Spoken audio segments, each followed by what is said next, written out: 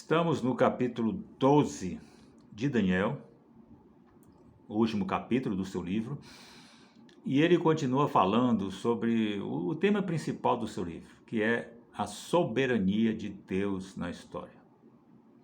Deus vem revelando para Daniel a história da humanidade, a história das nações, aquelas nações que contribuíram para a vinda de Cristo, como o Império Babilônico, o Império Medo-Persa, o grego, o romano, homens como Antíoco, Alexandre o Grande, são personagens ali que contribuíram para a vida de Cristo. Já falamos sobre isso. O apóstolo Paulo diz que ele veio na plenitude dos tempos, no tempo apropriado.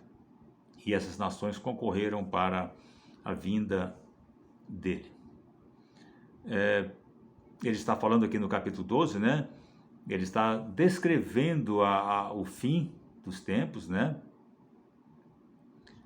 E nessa descrição, ele torna a falar da soberania de Deus, ele vem falar da vitória do Messias, né? Do anticristo, né? Da perseguição que os cristãos irão passar.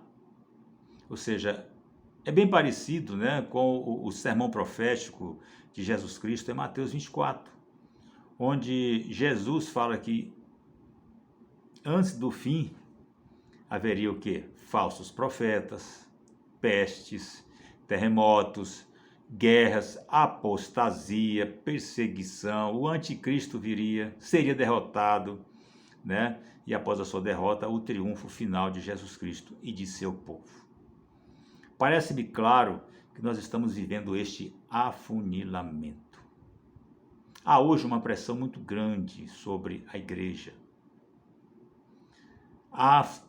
Vejo hoje o inimigo usando, inclusive, como usou no tempo de Daniel, né, as forças políticas, partidos políticos, inclusive, governantes, presidentes, governadores, prefeitos, juízes, tribunais.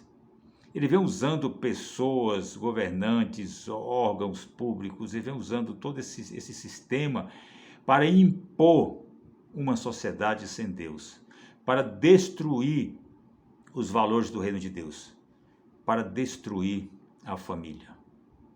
O STF mudou o conceito de família, arbitrariamente. No verso 1, ele resume tudo, né? Ele fala sobre duas palavrinhas bem importantes. Tribulação, haverá tribulação. Ele fala sobre graça. A graça de Deus para aqueles que forem achados no livro da vida. O verso 2 fica mais claro ainda.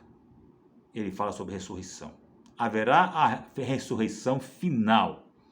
Porém, uns ressuscitarão para a morte, outros para a vida eterna.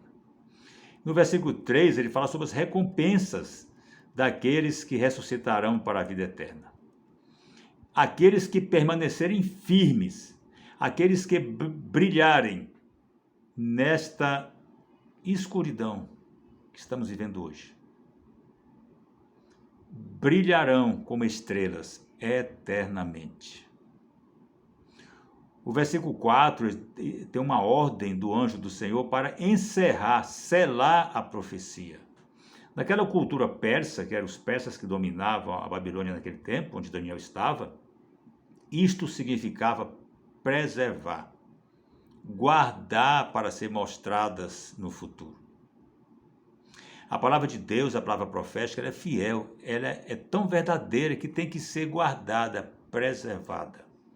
E graças a Deus, graças a Ele preservou, Ele guardou as profecias para nós. Como disse Hernandes Dias Lopes, Daniel é um farol da história da humanidade. Essa história que para mim se resume na busca de Deus pelo homem pecador, no trabalho de Deus para resgatar o universo das consequências do pecado, para colocar o caos em ordem. Esse caos causado pelo pecado. Para colocar ordem no caos. Para convergir todas as coisas em Jesus Cristo. O centro da história da humanidade é Jesus Cristo. O versículo 6, Daniel pergunta ao anjo, mas quando serão essas coisas, Senhor? Esta curiosidade é antiga, né? No tempo de Jesus, havia essa curiosidade, e ele falou, olha, nem os anjos saberão. Antes da sua ascensão aos céus, perguntaram para ele, Senhor, vai restaurar todas as coisas agora, vai restaurar Israel agora? Ele falou, não compete saber nada agora. Permaneçam firmes.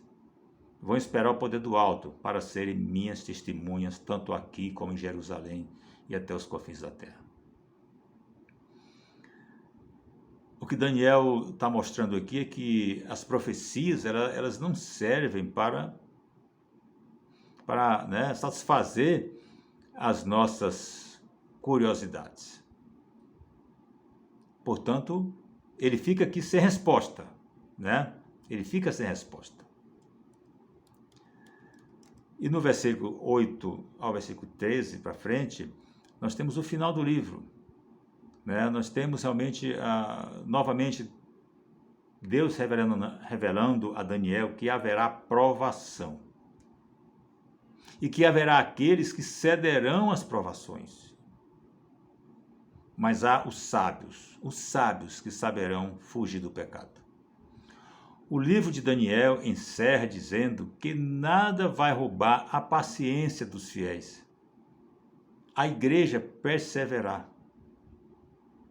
Como diz em Apocalipse 2:10, ser fiel até a morte e dar-te-ei a coroa da vida.